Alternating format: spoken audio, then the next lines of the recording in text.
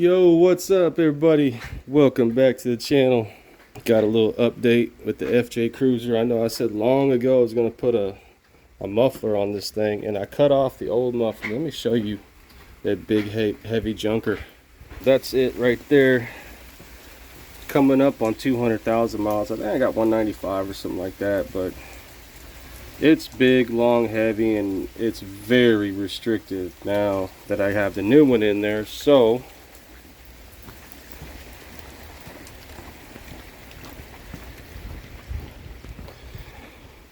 on the 2008 FJ Cruiser, we went ahead and put a 2-chamber universal muffler for $45 from Amazon.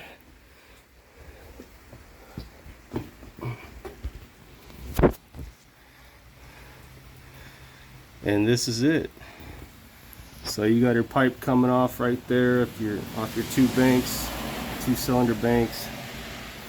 And it comes down to right here. So let's start with this pipe right here. I got my caliper on it.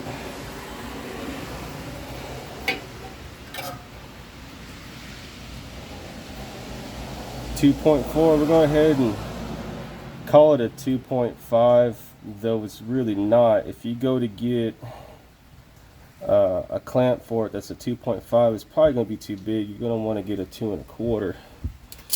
So this muffler is a 2.5 inlet and 2.5 exit. I'll show you the picture of it right now on Amazon.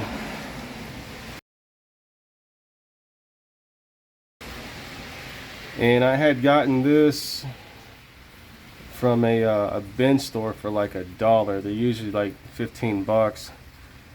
This is a 2.5 to 2 1/4 reducer clamp, and as you can see, I don't have that metal piece that goes, like the spacer that goes in there.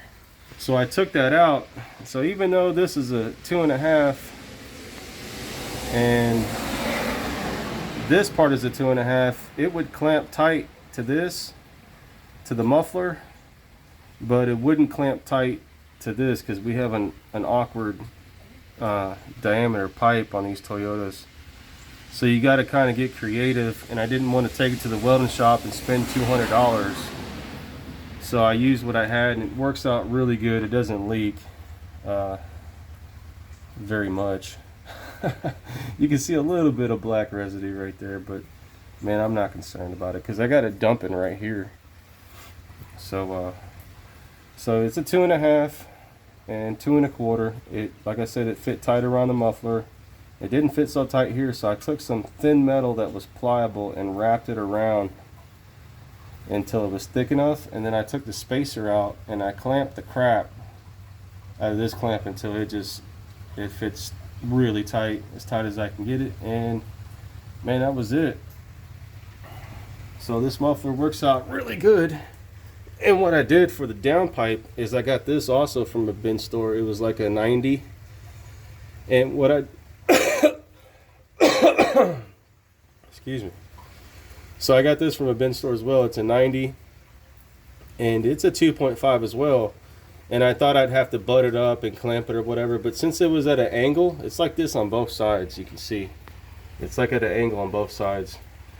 So I stuck it in the pipe, and I took a rubber mallet and just whacked it in, and it's in there real tight, real good, and it ain't going nowhere. And it dumps out right here under the axle. I've tested it, got on the interstate or the highway and hit 70 for a good 10 minutes, stopped, got out, and like felt around. Nothing was hot at all, you know. So if it ain't getting hot then, it ain't getting hot no time in the future, no time at all if you're idling or whatever. So because, you know, when you're running hard, it's blowing a lot of heat out.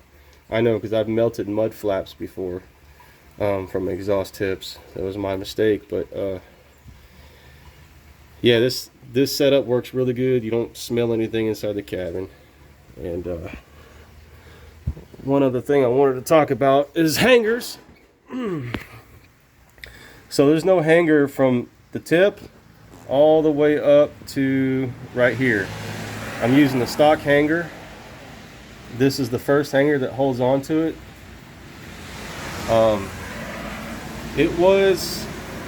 The rubber was a little loose, like a little too flexible for my comfort. So what I did was I just took a big hose clamp and I just tightened it really good and snug, and now put some pressure on it. It moves, but it's, you know, it's way firmer than it should be. Well, not that it should be, way firmer than it was, and that's really good. So I'm not worried about this thing flopping down anytime soon. And there's another hanger right here. So you have another hanger. So you got two hangers holding this on pretty good. And so that's the setup. Now with sound, let me get out from under the truck and I'll talk to you about that. So with sound, I was really concerned because I didn't want any drone. I didn't want it to be loud. Obviously I live right on a highway that's somewhat busy at times, and I hear really crappy exhaust go by, and I didn't want to be one of those guys. So at first I really wanted a 3-chamber. I know for sure those are quiet and not so restrictive. The price was about 120. I was like, you know what, let me spend the $45 and get this 2-chamber from Amazon and just see what it sounds like. They say money back guarantee if you don't like it. So I'm like, I'm gonna try it out. And let me tell you, it's perfect for a V6. For a V8, it would be a lot louder, but if you have dual exhaust, so you can put, if you had dual exhaust and you went ahead and put 2 mufflers on it, then I think it'd sound a lot better. It wouldn't be so loud. So yeah, so I went with the single exhaust on the V6, and inside you hear that low tone, you know, noise that a typical truck would make. On the outside, about the same thing. When you get on it, what's cool about it is when you get on it with this, it's really hard to replicate on video the sound. I know, because I've watched other videos. I'm like, I just can't tell. But the sound, it really sounds good. I really like it. My wife likes it. The kids like it. It's not overbearing. It's not too loud. Now on a cold startup, you know, the initial, you know, crank, and then until it gets to about 140 degrees temperature, engine temperature, it's a little loud, but it goes away. And it goes away quick because these have a tendency of warming up, getting the temperature pretty quick. I can go a half a mile down the road and it's almost that temperature. I mean, it hit, these are phenomenal for reaching that sweet spot, 180 degrees. Because I have a gauge that tells me, it's digital, it tells me my coolant and my engine temp, and I know exactly when it hits. I know when the thermostat opens up, all that. So let me start it up, and you can hear, I'm sure it's probably going to sound too loud, but don't worry, it really isn't that loud. But but here's the other thing. Here is the other thing. So I noticed phenomenal excess of power. Like, I think my neighbor's watching me in the window. I'm here making a video. No, that's not smoker's cough. I got a little cold from my son. But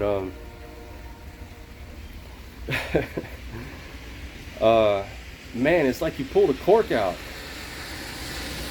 It's like you pulled a cork out. I mean, I'm feeling at least 10 more horsepower on these 33s. I mean, it's like, it's a different vehicle. I'm like, this is pretty cool. I like this. You know, it's like 10. Could it be 15? Close.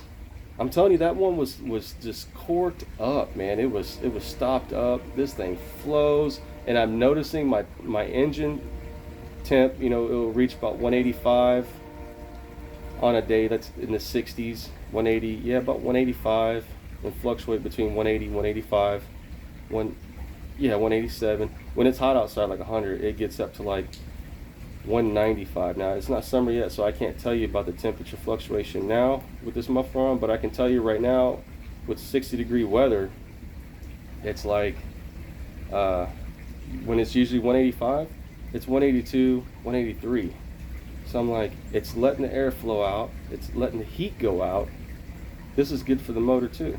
So I really like it. Let me put it up on a stand, or put the camera up on a stand and let you hear for yourself.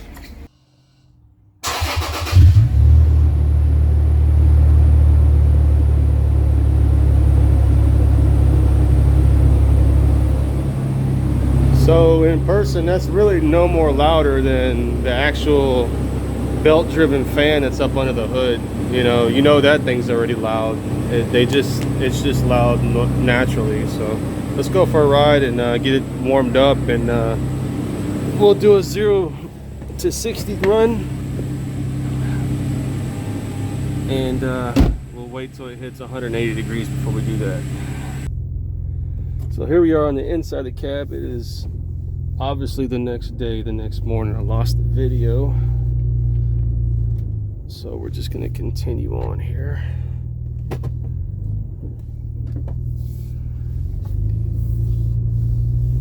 And it's really not that loud. I mean, I'm talking right now. You can maybe hear it.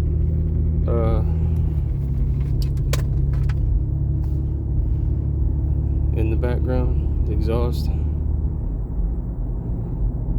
And what's really cool about this muffler as well is that I'm not on the gas rolling down the hill, and it's whisper quiet. So if you're coming up to a stop sign, or whenever you're not on the gas, it's not like don don don don don don don don don, you know, doing all that.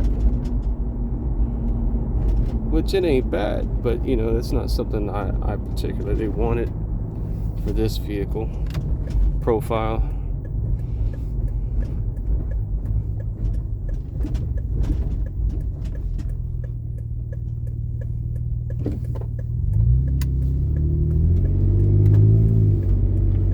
Down about quarter throttle right there. Like I said, it's still cold. Temperature is 114.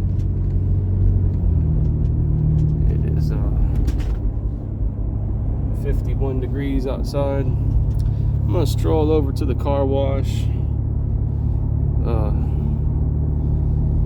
wash it, and I'm gonna go to a spot that I know I can romp on it. There is a setting here in this dash mount gauge that I got where you can get it ready to do a 0 to 60. It's all measured by GPS, so you pretty much set it up as you're stopped, and once you start moving, the clock starts ticking, and it'll let you know your 0 to 60 pretty accurately. I would say within a 1/10 of a second. So, there's that guy that's got that lady, she's got that pit bull, looks just like mine. So, but yeah, it's fairly quiet, you know. I'm gonna step on it here a little bit. Even hear that? Probably not. It's pretty quiet on the inside, you know. It's not drony. It's just got that, you know, when it warms up, it's like, you know, it's with the window down, you can hear, you know, it's faintly muscular. It's got just enough muscle in the sound, but it's not overwhelming. You know what I mean? So, oh, lovely, trashy car wash. This place is like a rolling dumpster fire 5 days out of the week. When the owner gets here, it's cleaned up, but man, people just throw trash everywhere. It's ridiculous. Alright, let me wash the truck and we'll get back on the road. So yeah, it's a nice sunny day. Outside temperature 50 degrees. Engine temp 176, coolant 181. There's a spot right up here around the corner.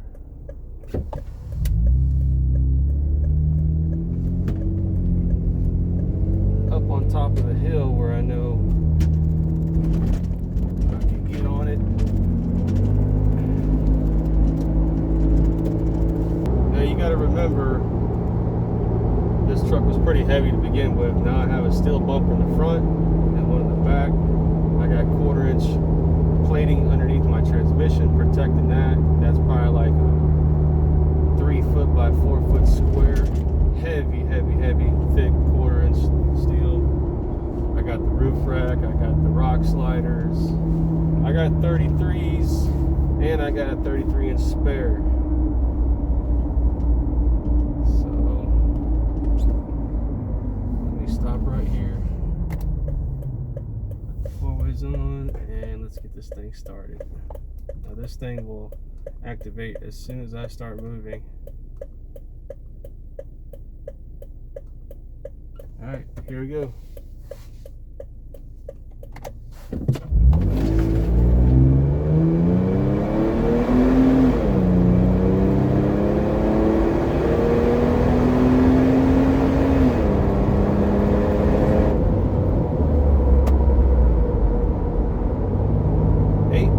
Seconds. Wow, that's slow. But it was a lot slower before. We'll go ahead and do another pull.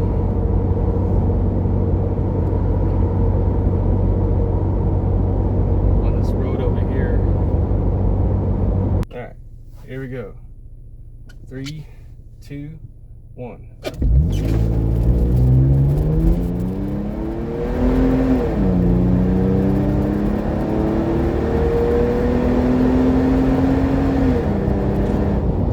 8.9 every time.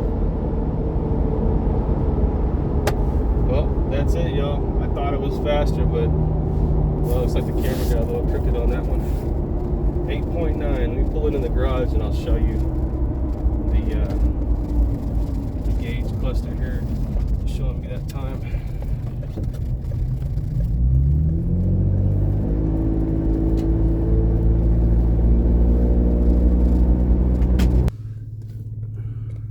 There it is, 0 to 60, 8.9.